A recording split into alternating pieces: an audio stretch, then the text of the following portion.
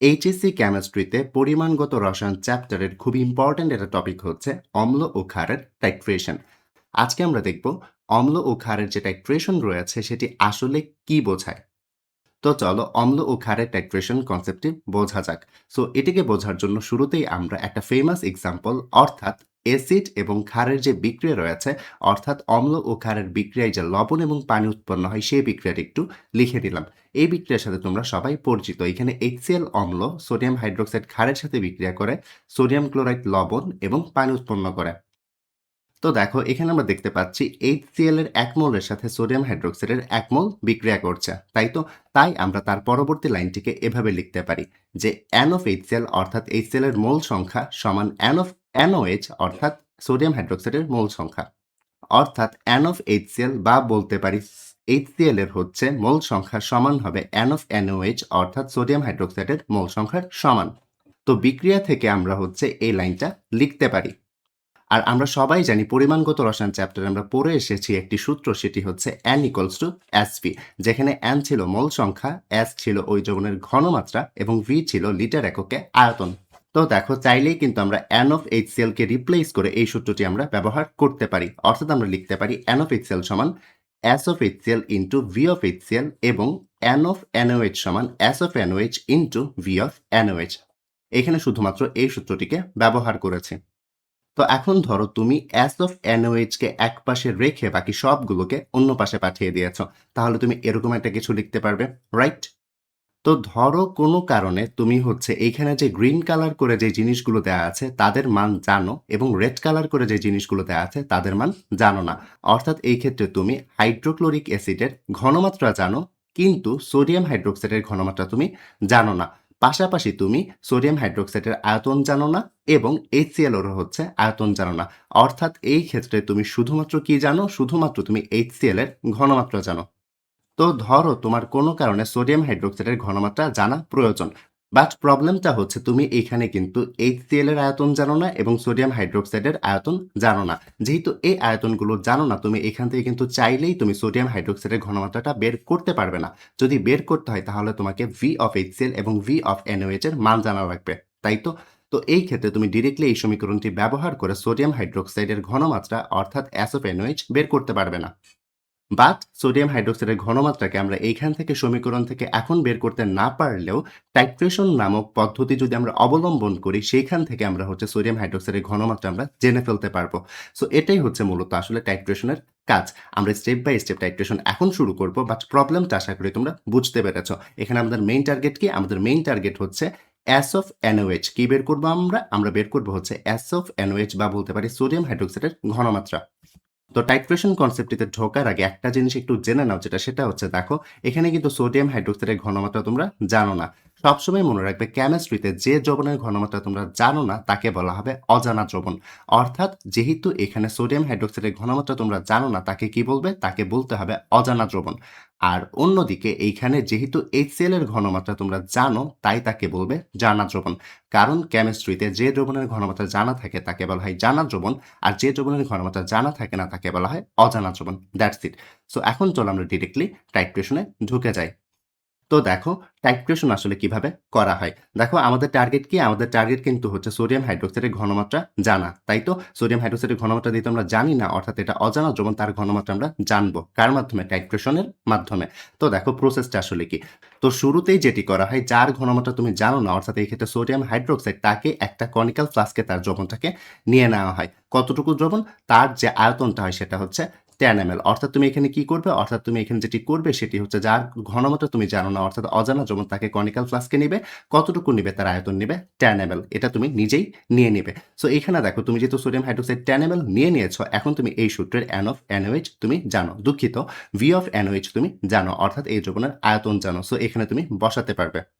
But এখানে আমরা কি জানি না? সোডিয়াম হাইড্রোক্সাইডের ঘনমাত্রা অর্থাৎ S of NOH আমরা এখনো জানি না। তো কনিক্যাল ফ্লাস্কে 10 ml সোডিয়াম হাইড্রোক্সাইড নেওয়ার পর যে কাজটি করতে হবে সেটি হচ্ছে ওই কনিক্যাল ফ্লাস্কে নির্দেশক যোগ করতে হবে। ওই কনিক্যাল ফ্লাস্কে কি যোগ করবে? নির্দেশক। কোন কনিক্যাল ফ্লাস্কে?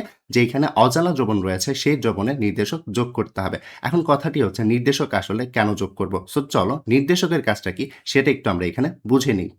ধরো শুরুতে তোমার অজানা দ্রবণ সোডিয়াম হাইড্রোক্সাইডের যে দ্রবণটি রয়েছে সেটি দেখতে এরকম কালারলেস বা বলতে পারো সাদা কালার। তো তুমি যদি তাতে সামান্য পরিমাণ নির্দেশক যোগ করো, অর্থাৎ নির্দেশক হচ্ছে এক ধরনের রাসায়নিক দ্রব্য, তুমি যদি এইটা সামান্য পরিমাণ নির্দেশক বা রাসায়নিক দ্রব্য এই অজানা দ্রবণে যোগ করো, তাহলে দেখা যাবে বিক্রিয়ার শুরুতে এই দ্রবণটি থাকবে কালারলেস বা বর্ণহীন। বাট যখনই হচ্ছে বিক্রিয়াটা শেষ হয়ে যাবে, অর্থাৎ অম্ল ও ক্ষারকের যে প্রশমন বিক্রিয়া আছে বা বিক্রিয়া যখন সমাপ্ত হয়ে যাবে বা বলতে পারি বিক্রিয়াটি শেষ হয়ে যাবে, তখন এই নির্দেশক তার বর্ণ পরিবর্তন করে ফেলবে। তাহলে নির্দেশকের কাজ কি? নির্দেশক কেন যোগ করেছি? কারণ নির্দেশক যখন বিক্রিয়া শেষ হয় না, অর্থাৎ বিক্রিয়ার শুরুতে নির্দেশক যোগ করলে দ্রবণটা থাকে বর্ণহীন। বাট যখনই হচ্ছে বিক্রিয়াটা শেষ হয়ে যায়, তখন সমাপ্তি বিন্দুতে নির্দেশক তার বর্ণ পরিবর্তন করতে পারে। এতে করে আমরা বুঝতে পারি যে রাসায়নিক বিক্রিয়াটা শেষ হয়েছে। অর্থাৎ নির্দেশকের কাজটা খুবই সিম্পল। নির্দেশক কি করে? কোনো একটা রাসায়নিক বিক্রিয়া শেষ হয়েছে কিনা সেটা নির্দেশ করে। কিভাবে নির্দেশ করে? সে তার বর্ণ পরিবর্তনের মাধ্যমে। তো আশা করি নির্দেশকের পার্টটুকু তোমরা বুঝতে পেরেছ। এখন চলো আমরা আমাদের টাইট্রেশনের কনসেপ্টে ব্যাক করি। তো এখন পর্যন্ত এইখানে আমরা কি দেখেছি? আমরা দেখেছি এইখানে আমরা অজানা দ্রবণ 10 ml নিয়েছি এবং ওই কনিক্যাল ফ্লাস্কে আমরা কি করেছি? নির্দেশক যোগ করেছি। তারপর যে কাজটি করতে হয় সেটি হচ্ছে একটা বুরেট নেওয়া হয়। তো বুরেটের কাজ কি? বুরেটে মেইনলি হচ্ছে জানা দ্রবণ যেটি রয়েছে, অর্থাৎ এই ক্ষেত্রে আমরা কার ঘনমাত্রার জন্য জানতাম? HCl। অর্থাৎ জানা দ্রবণকে আমাদের কিসে নিতে হয়? আমাদের সবসময় বুরেটে নিতে হয়। তো বুরেটের কাজ কি?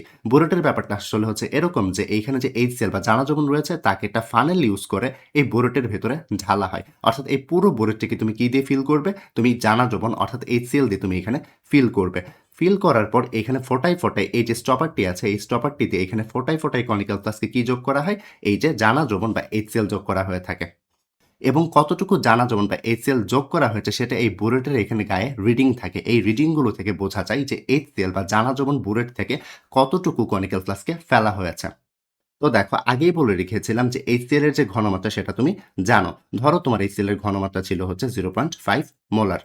তো তুমি যেহেতু এখানে বুলেট থেকে ফোঁটায়, ফোঁটায় HCl বা জানা দ্রবণ অজানা দ্রবণে যোগ করছো বা সোডিয়াম হাইড্রোক্সাইডের দ্রবণে যোগ করছো, তো যোগ করতে, করতে তুমি দেখতে পেলে যখন হচ্ছে এই বুলেটের আয়তন, অর্থাৎ তুমি HCl হচ্ছে 23.11 ml বা যেকোনো আয়তনের HCl ঢালার পর এই বিক্রিয়াটা শেষ হয়ে গেছে, অর্থাৎ অম্ল এবং ক্ষারের যে প্রশমন বিক্রিয়াটা আছে সেটা কমপ্লিট হয়ে গেছে, তখন তুমি হচ্ছে বুলেট থেকে কতটুকু HCl ঢেলেছো সেটা কিন্তু তুমি এখানে পেয়ে গেছো।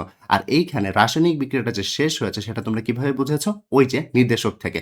নির্দেশক কি করতো? বর্ণ পরিবর্তন করতো। তো তুমি যখনই হচ্ছে ফোঁটায়, ফোঁটায় HCl তুমি এখানে কনিক্যাল ফ্লাস্কে ঢালছো, তখন দেখা যাবে যখন রাসায়নিক বিক্রিয়াটা শেষ হয়ে গেছে তখন নির্দেশক তার কালার পরিবর্তন করে ফেলেছে এবং সেই কালার পরিবর্তন দেখে তুমি বুঝতে পারবে রাসায়নিক বিক্রিয়াটা শেষ হয়ে গেছে। এবং রাসায়নিক বিক্রিয়াটা যখন শেষ হয়ে গেছে তখন তুমি বুলেট থেকে দেখবে যে তুমি কতটুকু HCl আসলে বা জানার জন্য তুমি এখানে ঢেলেছো কনিক্যাল ফ্লাস্কে এবং কতটুকু HCl ঢালার জন্য তোমার রাসায়নিক বিক্রিয়াটা কমপ্লিট হয়ে গেছে বা নির্দেশক বর্ণ পরিবর্তন করেছে। ধরো তুমি এখানে মেপে তুমি পেয়েছো V of HCl বা জানা দ্রবণের আয়তন 23.11 ml, অর্থাৎ এই ক্ষেত্রে 23.11 ml HCl যোগ করাতে তোমার রাসায়নিক বিক্রিয়াটা শেষ হয়ে গেছে। অর্থাৎ এই ক্ষেত্রে HCl আয়তন কতটুকু লেগেছে? 23.11 ml। তো এই ক্ষেত্রে দেখো টাইট্রেশন করাতে আমার কি লাভ হয়েছে? দেখো এখানে আমার মেইন টার্গেট কি ছিল? সোডিয়াম হাইড্রোক্সাইডের ঘনমাত্রা বের করা, তাই তো? অর্থাৎ অজানা দ্রবণের ঘনমাত্রা বের করা। তো একটু খেয়াল করো, তুমি এইখানে S of HCl তুমি কিন্তু জানো, তাই না? এবং V of HCl তুমি কিন্তু টাইট্রেশনের মাধ্যমে বের করে ফেলেছো। সিমিলার ওয়েতে V of NOH যেটা আছে সেটাও কিন্তু তুমি এখানে টাইট্রেশনের মাধ্যমে বের করে ফেলেছো। তো এখন চাইলেই কিন্তু তুমি অজানা দ্রবণের ঘনমাত্রাটা বের করে ফেলতে পারবে এই সমীকরণটা ব্যবহার করে। সো এটাই হচ্ছে মূলত টাইট্রেশনের কাজ। তাহলে টাইট্রেশনের কাজটা মূলত কি দাঁড়াচ্ছে? টাইট্রেশনের কাজটা মূলত এটা দাঁড়াচ্ছে যে উপযুক্ত নির্দেশক ব্যবহার করে আমি কোনো একটা জানা দ্রবণের ঘনমাত্রার সাহায্যে আমি একটা অজানা দ্রবণের ঘনমাত্রা নির্ণয় করতে পারছি। এটাই টাইট্রেশন। আর এই ক্ষেত্রে তুমি যেহেতু HCl এর ঘনমাত্রা জানো, HCl এর ঘনমাত্রা আমরা এই ক্ষেত্রে কি জানতাম? জানতাম, অর্থাৎ জানা দ্রবণ ছিল। তো টাইট্রেশনের ক্ষেত্রে যার ঘনমাত্রা বা জানা দ্রবণ যেটি রয়েছে তাকে আমরা কি বলে থাকি? তাকে আমরা বলে থাকি টাইট্রেন্ট বা টাইটার। আর অন্যদিকে এখানে NOH কি ছিল? দেখো NOH কিন্তু ছিল আমার অজানা দ্রবণ। অর্থাৎ যার ঘনমাত্রা আমরা জানি না সেটা কিন্তু আমাদের অজানা দ্রবণ। অজানা দ্রবণকে টাইট্রেশনের সময় বলা হয়ে থাকে টাইট্রেট বা টাইট্রেন্ট। তো এই ব্যাপারগুলো একটু মনে রাখবে। তো এখন চলো একটু টাইট্রেশনকে আমরা সংজ্ঞায়িত করে ফেলি। টাইট্রেশনের সংজ্ঞাটা তাহলে কিরকম দাঁড়াচ্ছে? টাইট্রেশনের সংজ্ঞাটা এরকম দাঁড়াচ্ছে যে টাইট্রেশন হচ্ছে এমন একটা পদ্ধতি যে পদ্ধতিতে উপযুক্ত নির্দেশকের উপস্থিতিতে কোনো একটি জানা ঘনমাত্রার দ্রবণের সাহায্যে একটি অজানা দ্রবণের ঘনমাত্রা নির্ণয় করা যায় সেই পদ্ধতিটিই হচ্ছে টাইট্রেশন। সো আশা করি টাইট্রেশনের ব্যাপারগুলো তোমরা ক্রিস্টাল ক্লিয়ারভাবে ধরতে পেরেছ। এখন চলো একটু শর্ট ওয়েতে জেনে নিই ল্যাবরেটরিতে আসলে টাইট্রেশন কিভাবে করা হয়। তো দেখো ল্যাবরেটরিতে টাইট্রেশন করার আগে ল্যাবরেটরিতে টাইট্রেশনের সেটআপটা কিরকম এটা একটু আমরা দেখে নিই। দেখো এখানে যে এই যে কাঠের যে কাঠামোগুলো দেখতে পাচ্ছ এটা আসলে অনেক সময় লোহারও হয়ে থাকে, বাট এই ক্ষেত্রে ছবিতে কাঠের কাঠামো। এই যে কাঠামোটি এটিকে বলা হয় টাইট্রেশনে বুরেটের স্ট্র্যান্ড। এটা কি?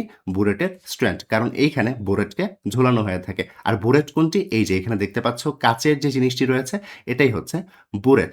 এইখান থেকে যেটি করা হয় ফোটায় ফোটায় এই যে নিচে কনিক্যাল ফ্লাস্ক দেখতে পাচ্ছ, এই কনিক্যাল ফ্লাস্কে জানা দ্রবণ যোগ করা হয়। আর এখানে খেয়াল করলে দেখবে এখানে একটা কি রয়েছে, এখানে একটা স্টপার রয়েছে। এই স্টপার দিয়ে তুমি কন্ট্রোল করতে পারবে যে এখানে কতটুকু জানা দ্রবণ বা HCl তুমি ঢালবে এই কনিক্যাল ফ্লাস্কে। তো এটাই হচ্ছে মূলত সেটআপ। আর আমরা তো আগেই বলে এসেছি এই যে কনিক্যাল ফ্লাস্কে তুমি কি নিবে? কনিক্যাল ফ্লাস্কে তুমি অজানা দ্রবণ নিবে, রাইট? তো এই কনিক্যাল ফ্লাস্কে তুমি শুরুতে কি করবে? অজানা দ্রবণ নিয়ে নিবে, সাথে কিছু ইন্ডিকেটর বা নির্দেশক দিয়ে দিবে এবং অজানা দ্রবণ কতটুকু নিবে? 10 ml নিবে। দেন কি করতে হবে? বুলেট থেকে ফোটায় ফোটায় ফোটায় ফোটায় কি করতে হবে? জানা দ্রবণ বা HCl আমরা এই ক্ষেত্রে ইউজ করেছিলাম সেটি যোগ করতে হবে। তো চলো এই ব্যাপারটিকেই হচ্ছে একটা জিআইএফ এর মাধ্যমে একটু ক্লিয়ার হয়ে নিই। দেখো এখানে তিনি কি করছেন? প্রথমে একটা কনিক্যাল ফ্লাস্ক নিয়েছেন এবং সেই কনিক্যাল ফ্লাস্কে তিনি অজানা দ্রবণ নিয়েছেন এবং অজানা দ্রবণ কতটুকু নিয়েছেন? 10 ml নিয়েছেন এবং অজানা দ্রবণ অর্থাৎ এই কনিক্যাল ফ্লাস্কে তিনি কিছু পরিমাণ নির্দেশক বা ইন্ডিকেটরও যোগ করে রেখেছেন। ইন্ডিকেটর কেন যোগ করেছেন? কারণ ইন্ডিকেটর বা নির্দেশক রাসায়নিক বিক্রিয়া যখন শেষ হয়ে যাবে, অর্থাৎ অম্ল ও ক্ষারের প্রশমন বিক্রিয়া যখন শেষ হয়ে যাবে বা সমাপ্তি বিন্দুতে আসবে, তখনই হচ্ছে এই নির্দেশক বা ইন্ডিকেটর তার বর্ণ পরিবর্তন করতে পারে। এবং অন্যদিকে উপর থেকে তিনি কি করছেন? বুলেট থেকে দেখো অন্যদিকে উনি উপর থেকে বুলেট থেকে জানা দ্রবণ বা HCl যোগ করছেন, তাই তো? এবং তিনি যে হাতটি ইউজ করছেন, তিনি হাতের মাধ্যমে আসলে যে বুলেটে থাকা যে স্টপারটি রয়েছে সেটাকে তিনি কন্ট্রোল করছেন। মানে তিনি চাচ্ছেন যে জানা দ্রবণ যে যোগ হচ্ছে সেটা কতটুকু যোগ করবেন সেটা কিন্তু তিনি হাত দিয়ে কন্ট্রোল করতে পারছেন। তো দেখো এখানে ফোটায় ফোটায় যখন HCl উনি যোগ করছেন, দেখা যাবে যখন হচ্ছে এই যে অম্লক্ষারের প্রশমন বিক্রিয়ার প্রশমন বিন্দুটি চলে আসবে বা বিক্রিয়ার যে সমাপ্তি বিন্দুটি আছে সেটি চলে আসবে, তখন দেখা যাবে নির্দেশকের কারণে এই যে বর্ণটা পরিবর্তন হয়ে যাবে এবং বর্ণ যখনই পরিবর্তন হয়ে যাবে তখনই তিনি বুঝতে পারবেন যে এই রাসায়নিক বিক্রিয়াটা এখানে শেষ হয়ে গেছে। তো আশা করি অম্ল ও ক্ষারের টাইট্রেশন তোমরা বুঝতে পেরেছ। অম্ল ও ক্ষারের টাইট্রেশনের ব্যাপারে এতটুকুই ছিল। তো একটু খেয়াল করো আজকের এই ক্লাস লেকচারে আমরা বেসিক্যালি কি পড়েছি? অম্ল ও ক্ষারের টাইট্রেশন আসলে কি? বাট অম্ল ও ক্ষারের টাইট্রেশনের ম্যাথ যখন আসে আমাদের এইচএসসিতে সেই ম্যাথগুলো আমরা কিভাবে শেষ করব বা সমাধান করব এবং অম্ল ও ক্ষারের টাইট্রেশন থেকে দেখা যায় কিছু লেখচিত্র আসে, সেগুলো আমরা কিভাবে ড্র করব? প্লাস অম্ল ও ক্ষারের টাইট্রেশন থেকে দেখা যায় কোন অম্ল ও ক্ষারের বিক্রিয়াতে কোন নির্দেশক বা ইন্ডিকেটর ব্যবহার করতে হবে সেটা আমরা কিভাবে জানবো? এই সবগুলো যদি তোমরা শিখতে চাও তাহলে আমার এই যে উপরে দেওয়া যে লিঙ্কটি রয়েছে সেই লিঙ্কে তোমরা ক্লিক করে ভিডিওটি দেখে আসতে পারো। কারণ সেখানে আমি স্টেপ বাই স্টেপ পড়িয়েছি অম্ল ও ক্ষারের টাইট্রেশন কি, অম্ল ও ক্ষারের টাইট্রেশনের নির্দেশক কেন ব্যবহার করা হয়, নির্দেশক কাকে বলে, প্লাস অম্ল ও ক্ষারের টাইট্রেশনের লেখচিত্র কিভাবে ড্র করতে হয় এবং অম্ল ও ক্ষারের যে টাইট্রেশন রয়েছে সেই টাইট্রেশনে কোন রাসায়নিক বিক্রিয়াতে কোন ধরনের নির্দেশক ব্যবহার করতে হবে সেটা কিভাবে সিলেক্ট করতে হয়, সবগুলোই হচ্ছে এই ভিডিও লেকচারে দেয়া রয়েছে এবং এগুলো কিন্তু তোমাদের এইচএসসি এর জন্য খুবই গুরুত্বপূর্ণ কনসেপ্ট। তো চাইলেই এই ভিডিওটি তোমরা দেখে আসতে পারো। ধন্যবাদ সবাইকে।